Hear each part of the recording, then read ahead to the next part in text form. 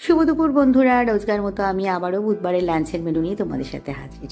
হ্যাঁ, এটা কি করছি জানো তো? এটা কিন্তু আলু ভাজা না, কালো জিরা শুকনো লঙ্কা ফোড়ন দিয়ে এটা করেছি হচ্ছে কলা ভাজা। এটা কিন্তু মায়ের কাছে শেখা। সঙ্গে ছিল ঘন করে মুগ ডাল। আর পেঁয়াজ ভাজছি কেন? আজকে ডালের সাথে মনে হলো একটু আলু মাখা খেতে। পেঁয়াজ শুকনো লঙ্কা ভালো করে ভেজে নিয়ে বেশ নুন দিয়ে আর ওই তেলেই ভালো করে আলু ভাতে মাখা। আরে লাঞ্চ থালিতে আজকে কী রেখেছি দেখো, নিম বেগুন না, সঙ্গে রেখেছি ডিমের সাথে রাঙা আলু ভাজা, আর আছে আলু মাখা। আলু মাখাটা হচ্ছে যেটা আমরা সবাই বলি আলু চোখা, তোমরা আলু চোখা বলো না আলু মাখা বলো। সঙ্গে কিন্তু আরও অনেক কিছুই আছে, এই দেখো ঢেঁড়স ভাজা। আর সেই দেখেছি মায়ের কাছে শেখা রেসিপি কলা ভাজা।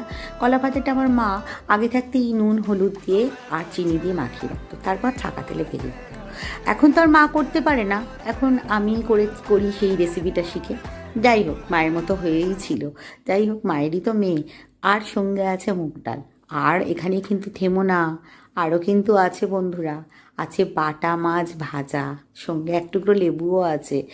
আর পাঁপড় ভাজাই বা বাদ যায় কেন? আরে পাঁপড় ভাজাটা করতাম না, বাটা মাছ ভাজা তো আমার ছেলে খাবে না, কারণ ওর তো কাঁটা লাগে, ভীষণ মাছে কাঁটা থাকে, ও খায় না। তাই ওর জন্য একটু পাঁপড় ভাজতে হলো আমাকে। আর আমরাই বা বাদ যাই কেন, আমাদের জন্য একটু পাঁপড় ভাজা করে নিলাম। তো আজকের লাঞ্চ থালিটা কেমন হয়েছে, লাঞ্চ মেনুগুলো কেমন হয়েছে আমাকে কিন্তু কমেন্টস করতে তোমরা ভুলো না বন্ধু।